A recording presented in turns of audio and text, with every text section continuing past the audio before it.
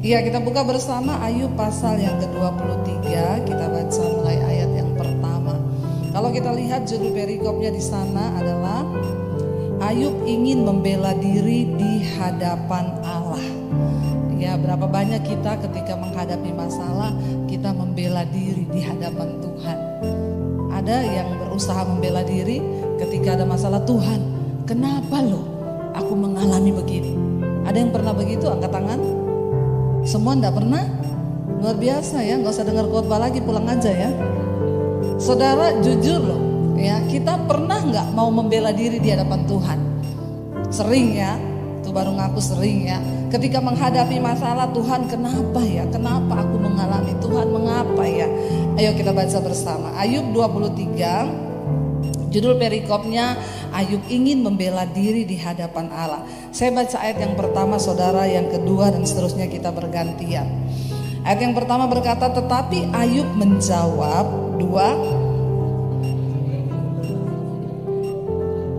tangannya menekan aku sehingga aku mengadu. Ayat yang ketiga, semoga aku tahu mendapatkan dia dan boleh datang ke tempat ia bersemayam. 4, maka akan kupaparkan perkaraku di hadapannya dan kupenuhi mulutku dengan. Bapak Ibu, sampai di situ saja. Kira-kira ketika kita menghadapi masalah, kira-kira Tuhan tahu nggak masalah kita itu? Kira-kira dia mengerti nggak apa yang kita alami? Tahu, ya. Tapi Ayub ini berkata begini, aku ingin ya datang kepada Tuhan. Sekarang ini keluh kesahku menjadi pemberontakan. Tangannya menekan aku sehingga aku mengadu.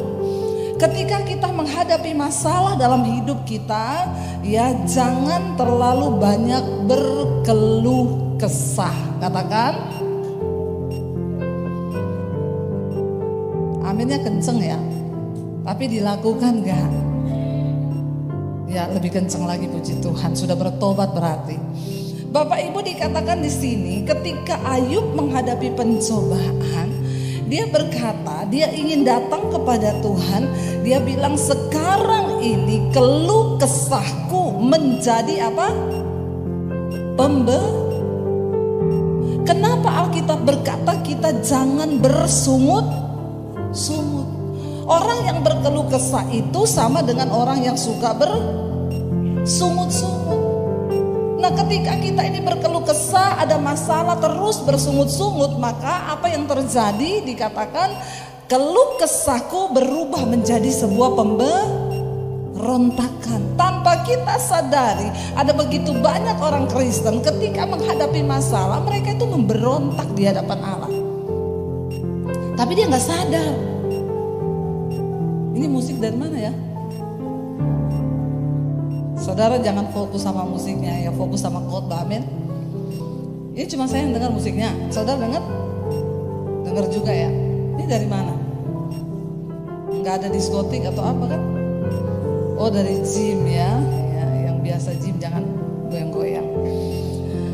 Iya, Bapak Ibu, dikatakan di sana bahwa ketika orang itu menghadapi masalah, dia berkeluh kesah, bersungut-sungut tanpa dia sadari bahwa sikap keluh kesah itu berubah menjadi sebuah sikap pemberontakan.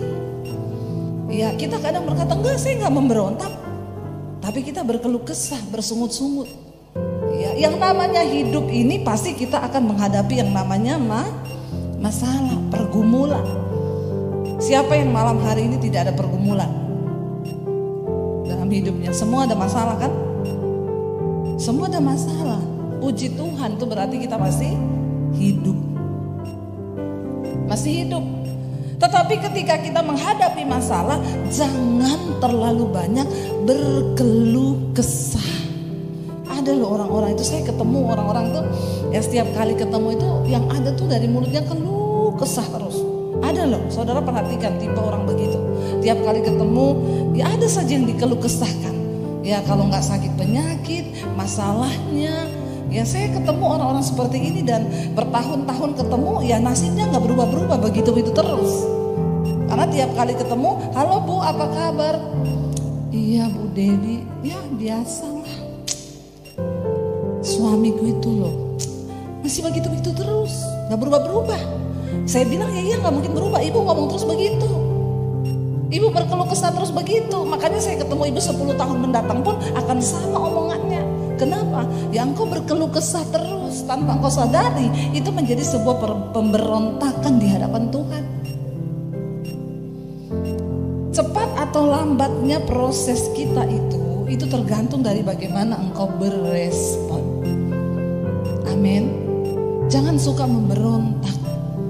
Sekalipun kita merasa kita benar, percayalah kebenaran Tuhan, kedaulatan Tuhan itu yang lebih benar di atas kebenaran kita sendiri. Katakan amin. Mau sama siapapun kita diproses, jalani aja proses itu. Duduk di kaki Tuhan dan bertanya, Tuhan, apa yang engkau mau untuk aku lakukan lewat proses ini? Apa yang sedang Tuhan bentuk dari hidupku? Berhenti berkeluh kesah. Tiap kali ketemu orang yang diceritain mertuanya, kamu tahu enggak itu mertuaku, ya, itu ya lebih jahat daripada mak lampir.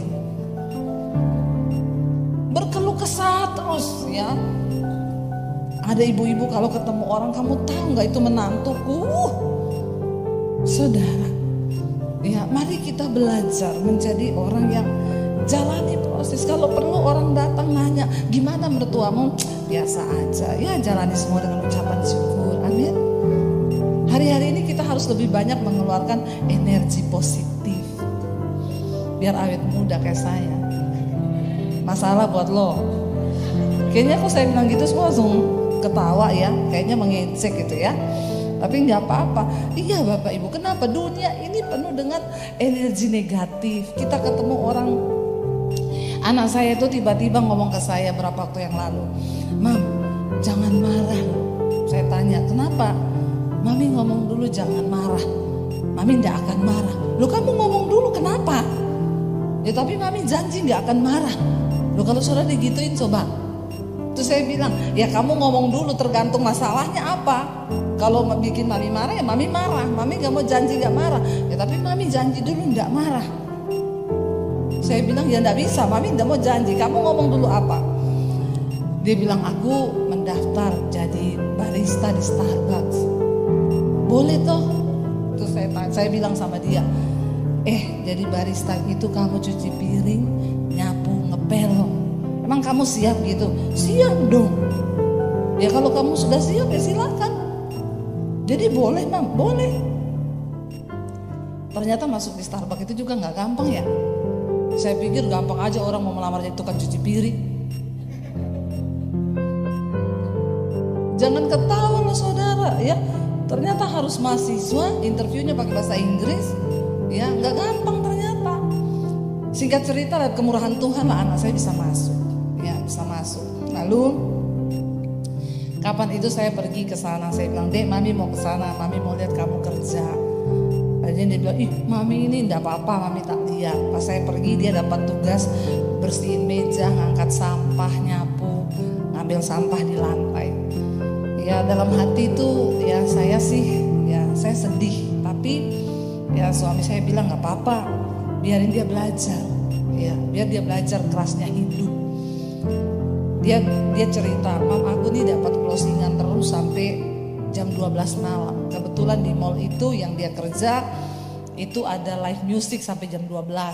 Jadi anak saya jam 1 malam tuh kadang saya nggak bisa tidur. Saya bilang sama suami, coba WA anak, WA si Karen dia lagi ngapain, udah tidur apa belum. Jam 1:30, 2 saya WA dia masih foto piring kotor, dia masih cuci piring.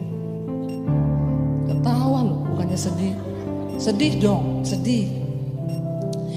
Kadang saya tidak tega saudara ya, tapi saya bilang sama suami enggak apa-apa.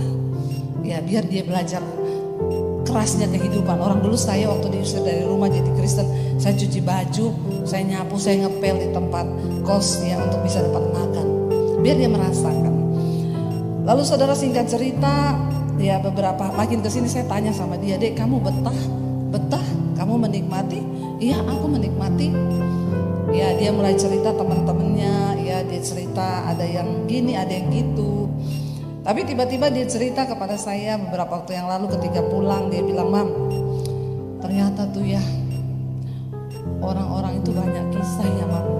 Teman-temanku yang kerja itu semua pada kalau lagi makan siang mereka ngobrol.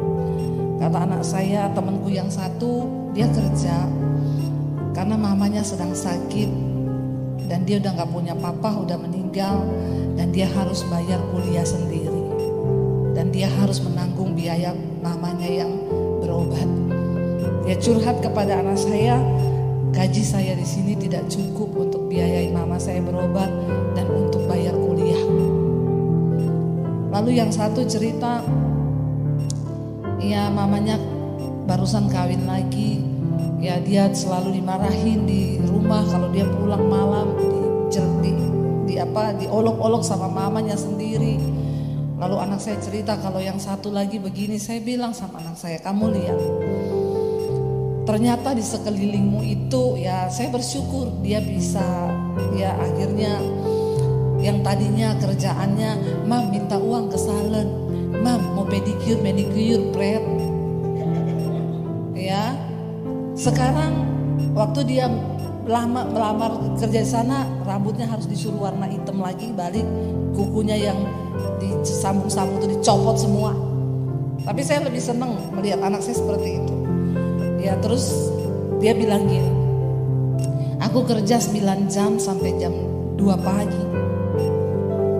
Dibayar berapa ratus ribu."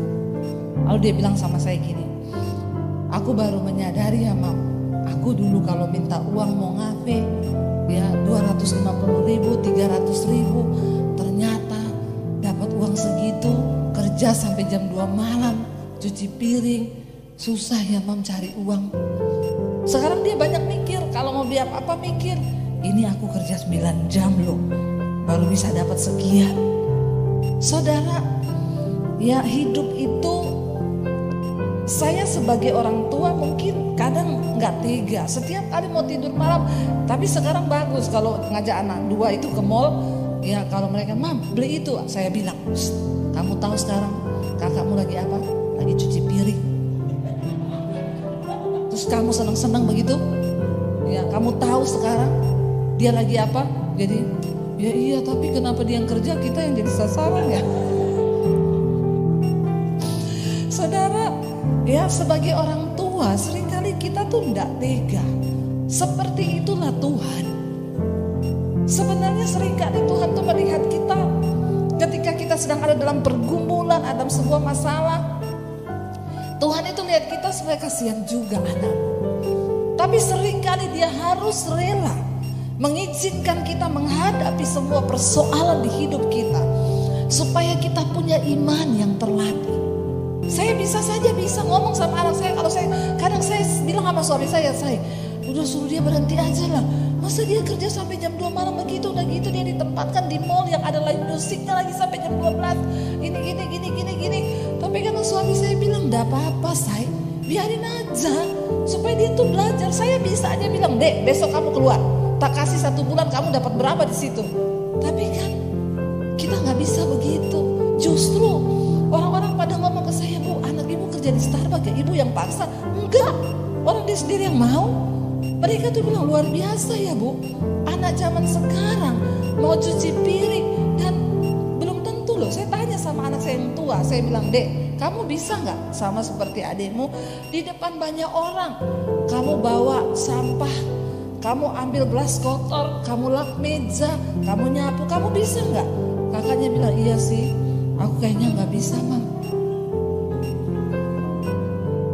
Loh, saudara bisa nggak?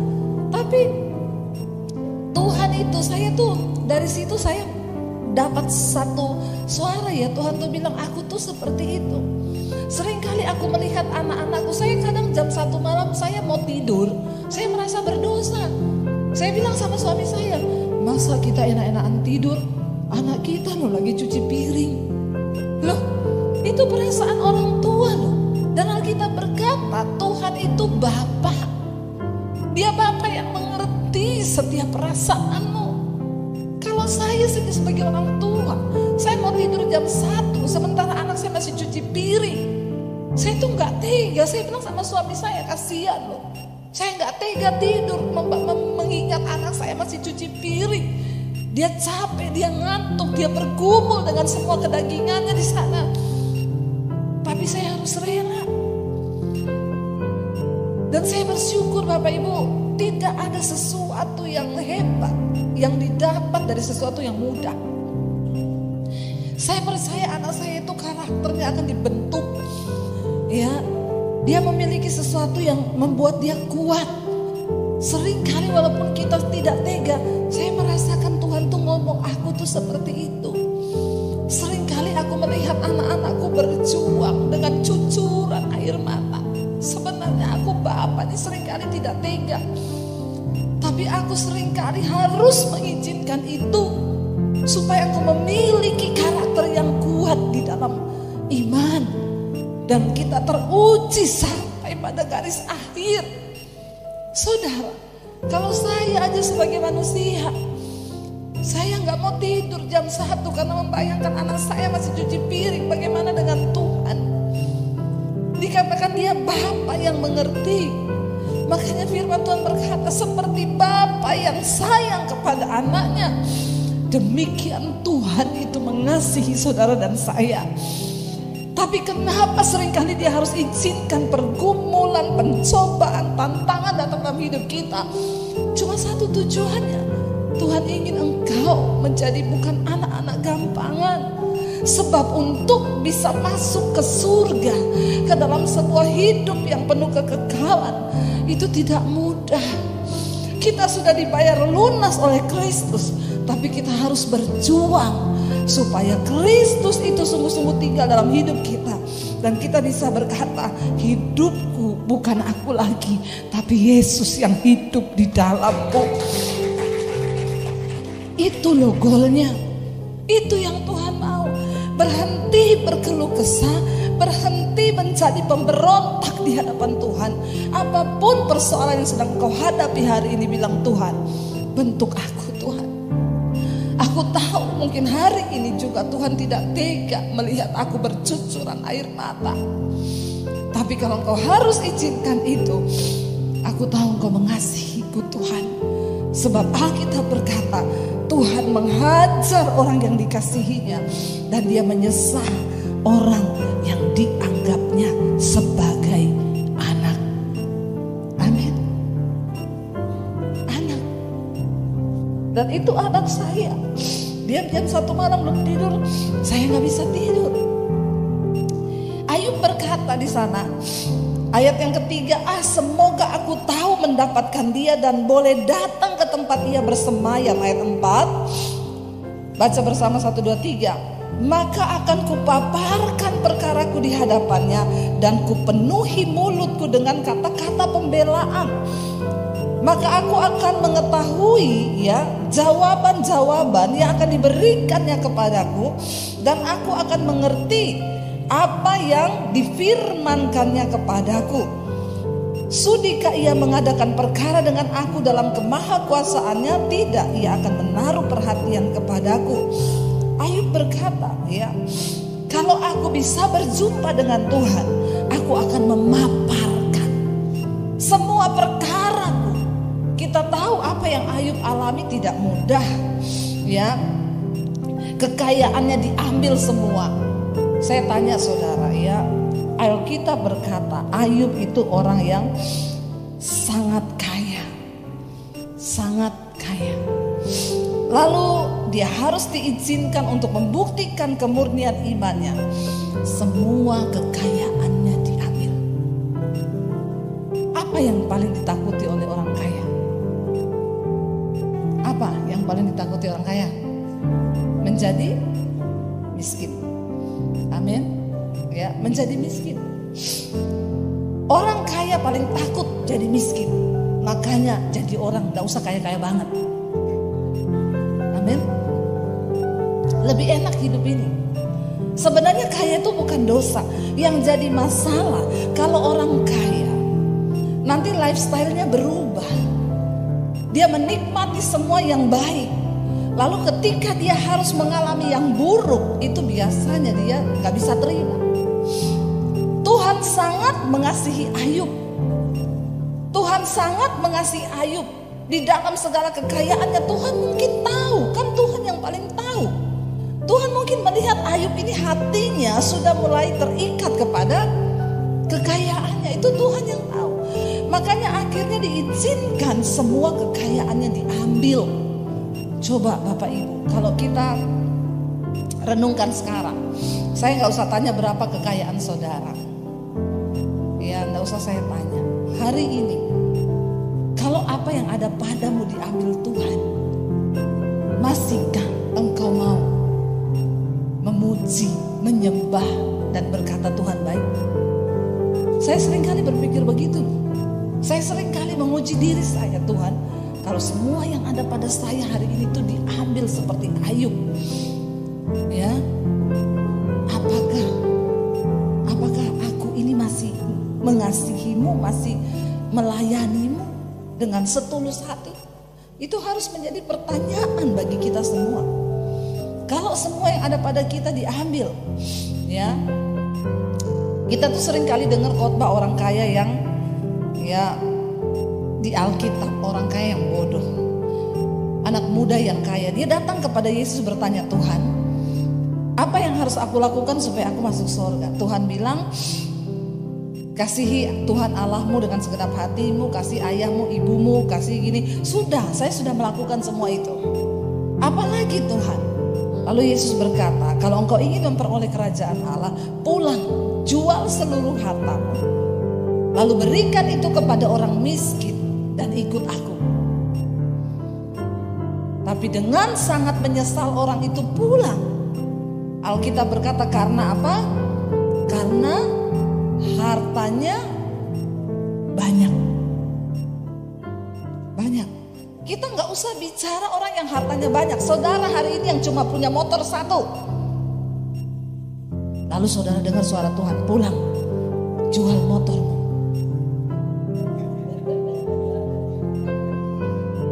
Lalu kasih orang. Pasti saudara tengking, dalam nama Yesus, setan, jangan bicara setan. Langsung itu pasti auto tengking, dalam nama Yesus, setan bicara. Ya Pak, ya. Iya kan? Gak usah bicara. Kadang orang Kristen itu sok kalau ngomong, itu loh cerita tentang orang kaya, akhirnya Yesus menyuruh karena hartanya banyak. Gak usah bilang yang hartanya banyak, yang cuma punya motor satu, disuruh pulang, jual motormu, kasih sama orang. Halo? Amin apa ini? Ya, berat saudara, berat ya. Nah kita ini harus mengukur iman kita, saudara. Nilai engkau mengasihi uang itu hati-hati ya. Yesus satu-satunya mensejajarkan dirinya itu dengan mamon. Dia bilang kau tidak bisa mengabdi pada Allah dan pada mamon. Karena kalau engkau mengabdi pada mencintai salah satunya, engkau akan membenci yang salah satunya. Untuk bisa menjaga kasihmu kepada Tuhan, makanya engkau tuh harus banyak-banyak menabur. Langsung ditengking, dalam nama Yesus. Biasa aja mukanya. Bilang amin dong. Aminnya pakai emosi.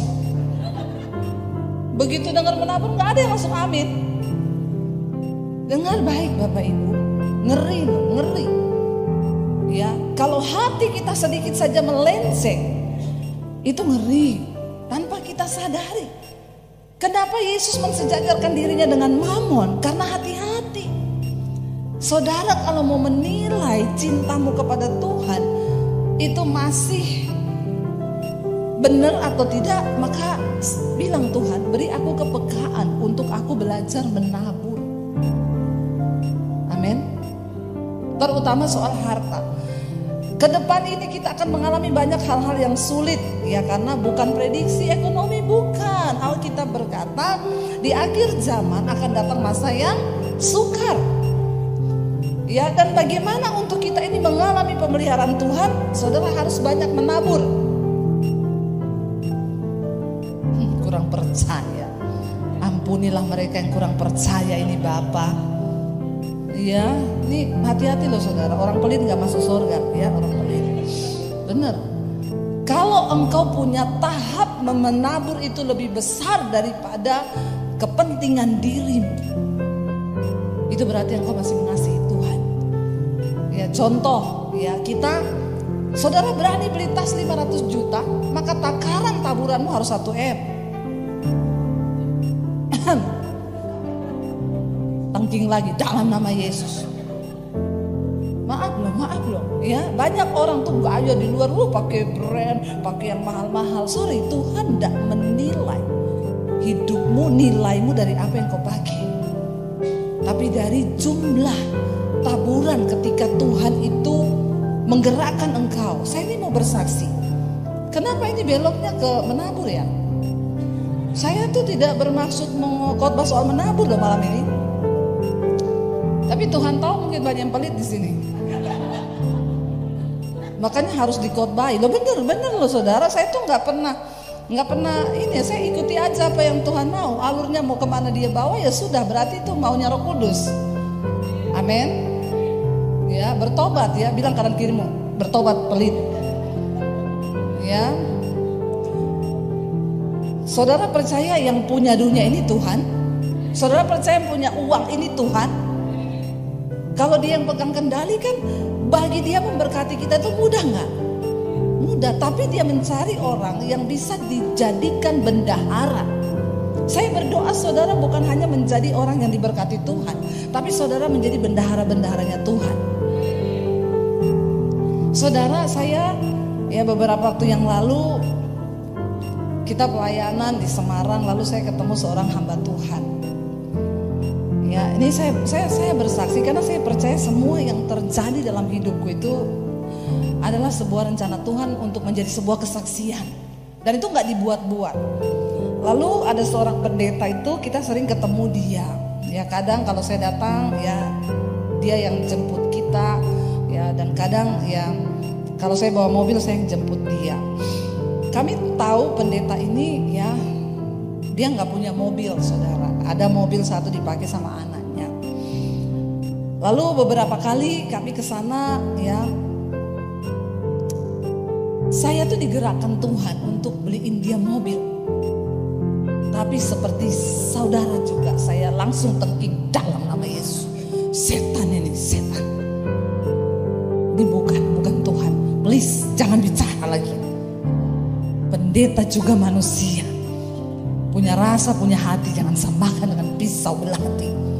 Nggak enak saudara, aduh bisa dengar suara Tuhan tuh nggak enak. Makanya hati-hati, kalau saudara minta bisa dengar suara Tuhan, maka engkau harus siap mentalmu. Kalau nggak gila, bener. Saya tengking langsung dalam nama Yesus. Saya diam saudara. Satu saat, berapa bulan kemudian, ya kita pelayanan saya dengan suami. Ya pelayanan di satu kota. Kita nih satu grup sama pendeta itu di WA. Tiba-tiba dia ngupload foto lagi kayak di pinggir jalan gitu di rumah makan. Lalu sama istrinya duduk di situ. Saya tanya, kenapa di situ Pak Pendeta? Mobilnya mogok. Saya tengking dalam nama Yesus. Saudara berat. Dan Tuhan tuh kayak mengejar gitu. Dan Tuhan itu spesifik sudah bilang gini, kalau kamu harus beliin dia mobil, mobilnya itu sama dengan yang punyanya wakil gembalanya. Wakil gembalanya itu istrinya dokter, jadi dia bisa beli mobil. Mobilnya itu harganya 400 jutaan. Menurut saudara banyak lah itu 400 juta. Kalau buat beli tas LV dapat berapa? Lumayan ya. Lalu akhirnya saya gini, Tuhan gini ya. Saya tarik nafas dulu. Gini Tuhan. Oke, saya mau taat, tapi gini Tuhan. Saya tak omong sama suamiku. Suami gini agak, kalau bukan pelit, perhitungan. Kalau bilang pelit ya dosa ya. Suamiku ini orangnya agak perhitungan. Apalagi kalau nabur gede-gede gitu dia langsung ngomong, enggak. Jadi begini Tuhan, Kan firman-Mu berkata istri itu tunduk kepada suami. Biasa aja ketawanya Pak. Ya jadi gini Tuhan ya, kan kita bisa dong bikin kesepakatan dengan Tuhan toh. Kan diuji nih. Saya akan ngomong ke suami. Kalau suami saya bilang iya, berarti itu dari Tuhan. Tapi kalau suami saya bilang tidak, loh maaf Tuhan, aku tidak bisa melangkahi suamiku. Karena Alkitab berkata istri tunduk pada. Kita ini suka main kucing-kucingan sama Tuhan ya. Tapi kan itu bisa dong, saya minta tanda kan, bisa. Berat saudara, 400 juta. Bagaimana mungkin Tuhan, saya ini lagi bangun sekolah misi, lagi bangun gereja. Lalu Tuhan tuh suruh, bukan gereja saya, bangun gereja di desa-desa ya. Saya nggak mau nyanyi ya Bapak Gembala, Andrew di belakang. Lalu saya bilang sama suami, waktu lihat itu di grup, saya bilang sama suami gini, say, aku mau ngomong, apa? Tuhan itu loh, tadi kamu lihat Pak Gembala mobilnya mogok, iya. Aku tuh beberapa bulan ini digerakin Tuhan, suruh beliin mobil buat Pak Gembala. Tapi mahal, 400 juta. Karena Tuhan suruh beli yang sama kayak wakil gembalanya. Suami saya diem. Dalam hati saya, yes Tuhan. Dia ngomong apa ya Tuhan. Tiba-tiba dia diem, terus saya bilang, say, terus menurutmu gimana? Dia jawab sama saya, aku sudah dari bulan Januari disuruh Tuhan. Ketawa kan? Ternyata Tuhan tuh sudah lebih dulu bicara sama dia. Tapi karena dia tuli, dia pura-pura gak mau denger. Dari bulan Januari loh saudara. Ya.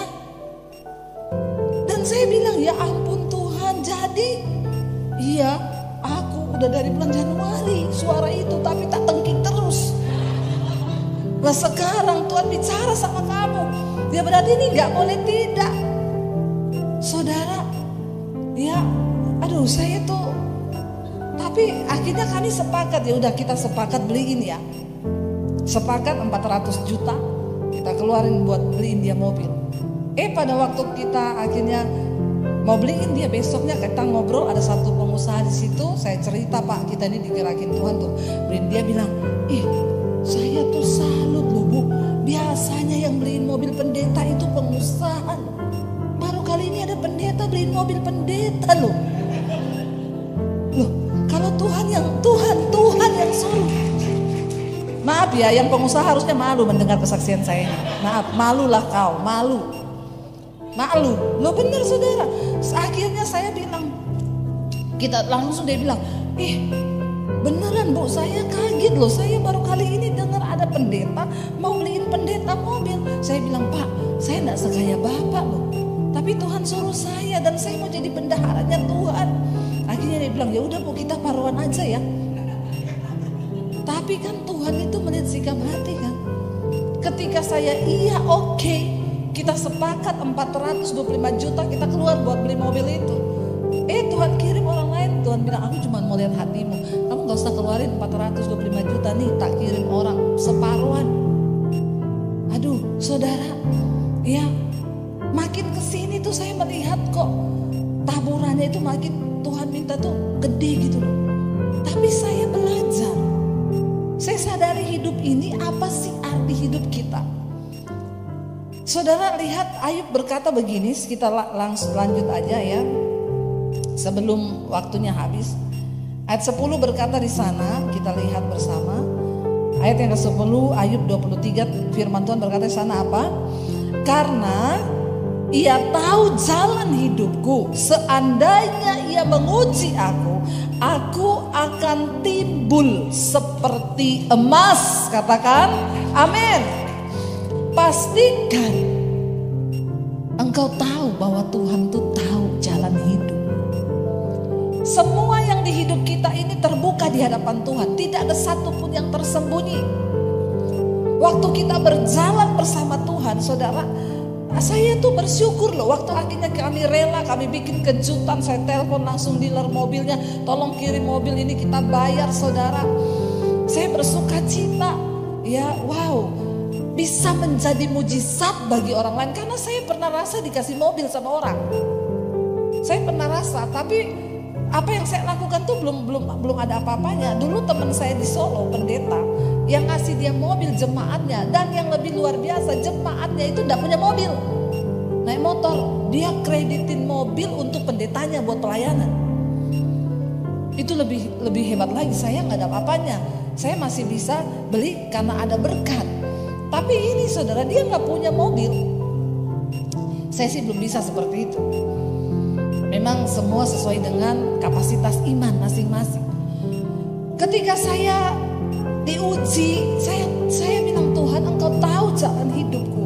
Dan ketika Engkau menguji aku keluar seperti emas. Artinya apa saudara? Tuhan itu gak pernah membiarkan kau dicobai melampaui batas kekuatanmu.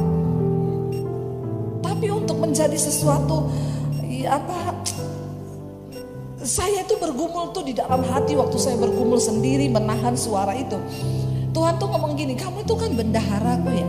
Kalau kamu punya bendahara, orang yang jadi bendahara, terus kamu perintahin dia, kamu tolong beliin mobil buat perusahaan saya ya sekian. Terus bendaharamu bilang gini, nggak mau, sayang amat nih, masa uang segitu buat beli mobil. Kira-kira saudara pecat gak dia? Ini kok saya suruh dia nggak mau ya, uang saya. Kenapa kamu saya suruh kamu tahan itu? Saudara, saya itu dapat bayangan tuh seperti itu. Tuhan bilang, ya kalau kamu tuh mau jadi benda taat, saya lakukan itu. Saudara tahu apakah saya berkekurangan? Enggak. Tuhan semakin melipat gandakan berkat, dan saya mau terus menjadi bendaharanya Tuhan. Saya sampai hari ini bersaksi depan saudara, saya beli tas 50 juta enggak berani, 30 juta enggak berani. Enggak berani. Kalaupun saya pakai yang mahal tuh karena dikasih orang. Tapi buat saya beli begitu, saya enggak berani. Karena saya pikir uang segitu berarti buat bangun satu pastori di desa itu sudah jadi. Tapi ukur cintamu kepada Tuhan itu sejauh mana. Dan satu-satunya membuktikan cinta kita kepada Tuhan itu adalah bagaimana engkau bersikap terhadap mamon. Mungkin Tuhan tahu Ayub ini dia kaya, dia diberkati, punya ternak banyak. Dalam waktu semalam habis semua kekayaannya. Dia mengalami kebakaran, ternaknya habis, hartanya habis. Dia tinggal sebatang kara, bahkan anak-anaknya mati. Tapi apa yang Ayub bilang? Dia bilang, terpujilah Tuhan, Engkau yang memberi, Engkau yang mengambil. Sampai di titik ini Ayub masih bisa menang, karena ternyata harta tidak masuk dalam hatinya. Tapi ketika akhirnya dia dicobai dengan tubuh sakit penyakit, di situ dia tidak tahan, saudara. Dia mulai membuat pembelaan di hadapan Tuhan. Dia mulai berkeluh kesah. Kalau saudara baca di pasal-pasal, ada Ayub pun menyalahkan Tuhan. Ya, bahkan di Ayub 35, coba kita lihat bersama Ayub 35 di sana, ya. Ayub itu bersungut-sungut. Lalu sahabatnya Elihu, di sana dikatakan ayat yang pertama Ayub 35, maka berkatalah Elihu, ya, inikah yang kau anggap adil dan yang kau sebut kebenaranku di hadapan Allah. Dia menegur Ayub. Kalau engkau bertanya apakah gunanya bagiku, apakah kelebihanku bila aku berdosa, akulah yang akan memberi jawab kepadamu dan kepada sahabat-sahabatmu yang bersama-sama dengan engkau. Arahkanlah pandanganmu ke langit dan lihatlah, perhatikanlah awan-awan yang lebih tinggi daripadamu. Jika engkau berbuat dosa, apa yang akan kau lakukan terhadap Tuhan, terhadap dia? Kalau pelanggaranmu banyak, apa yang kau buat terhadap dia? Ayub sempat berkata, sia-sia aku menjaga hidupku dalam kekudusan. Sia-sia aku ini bayar perpuluhan, aku bayar buah sulung, aku ini bayar gaji buruh tidak pernah terlambat, aku tidak bersinah, aku tidak meniduri pegawaiku. Ayub bilang, aku mempersembahkan korban tempat waktunya, korban sembelihan, korban bakaran, tidak ada satu pun yang kulewatkan. Tapi apa yang Tuhan buat kepadaku? mengalami pencobaan yang begitu berat. Lalu Elihu datang dan Tuhan berbicara lewat Elihu kepada Ayub. Dia bilang, kalau engkau berkata, ya apa gunanya, apa kelebihan? Kalau aku ini hidup dalam dosa, mending aku berbuat dosa aja. Toh aku juga mengalami sama dengan apa yang orang fasik alami. Untuk apa aku berbuat benar? Untuk apa aku hidup dalam kekudusan? Kalau aku mengalami pencobaan yang sama dengan orang dunia. Sering kali kita pun berkata begitu, Tuhan itu orang hidupnya berdosa loh. Dia gak kenal Tuhan. Tapi kenapa pergumulanku lebih berat dari dia? Rasanya hidupnya dia tuh lebih enak daripada saya. Aku yang menjaga hidup kudus, aku yang melakukan ini dan itu. Tapi apa yang Tuhan buat? Itu pun yang Ayub lontarkan. Dan Elihu berkata, kalau engkau berbuat dosa, ya apa yang engkau lakukan terhadap Tuhan? Tuhan tetap Tuhan. Kalau pelanggaranmu banyak, apa yang dapat kau buat terhadap dia? Jikalau engkau benar, apa yang kau berikan kepada dia? Ya apa yang telah diterimanya daripadamu? Elihu bilang, kalau engkau berbuat dosa, Tuhan tidak berubah karena dosamu. Dia tetap mulia, dia tetap Tuhan. Sebaliknya kalau engkau berbuat baik, memang apa yang sudah kau berikan buat Tuhan? Alkitab berkata kebaikan manusia itu seperti kain kermisi. Semuanya merah, semuanya kesumbah di hadapan Allah. Jadi engkau hidup benar atau engkau hidup berdosa, tidak ada untungnya bagi Tuhan. Amin. Sebaliknya apa saudara? Ya, ayat 8 bisa dikatakan, hanya orang seperti engkau yang dirugikan oleh kefasikanmu, dan hanya anak manusia yang diuntungkan oleh kebenaranmu. Kalau engkau memilih hidup dalam dosa, Tuhan tidak rugi, engkau sendirilah yang rugi karena perbuatan dosamu di dunia ini. Sebaliknya, kalau engkau hidup benar, engkau beramal, anak manusia yang untung, bukan Tuhan yang untung. Seringkali kita pikir ketika kita berbuat kebaikan Tuhan untung. Apa yang bisa kita untungkan bagi Tuhan? Tidak ada saudara. Kita hidup pun hanya karena kasih karunia. Sesungguhnya dengan apapun kita gak pernah bisa balas kasih Tuhan. Tidak ada. Kalau engkau berbuat dosa Tuhan gak rugi. Kalau engkau berbuat benar Tuhan gak untung. Hanya engkau yang rugi kalau engkau fasik. Hanya engkau juga yang untung kalau engkau berbuat benar. Amin. Kenapa sulit hidupmu di dunia? Karena kebanyakan dosa. Sebaliknya kalau engkau melakukan kebenaran, ya engkau lah yang akan diberkati. Jadi engkau berbuat benar atau berbuat dosa, itu gak ada dampaknya buat Tuhan. Dan Tuhan tidak pernah bisa dipengaruhi oleh apapun sikap kita. Kitalah yang akan menuai, kita yang menabur, kita yang menuai. Jadi bukan soal sekarang ndak usah kasih perpuluhan. Ya itu pilihan. Kalau engkau mau menabur, engkau yang akan diberkati. Orang tanya sama saya, Bu, berarti sekarang ndak usah kasih perpuluhan. Ya jadilah sesuai imanmu. Kekristenan bukan soal ini boleh, itu tidak boleh. Kenapa kita disuruh latih perpuluhan itu? Supaya tidak semua kau makan.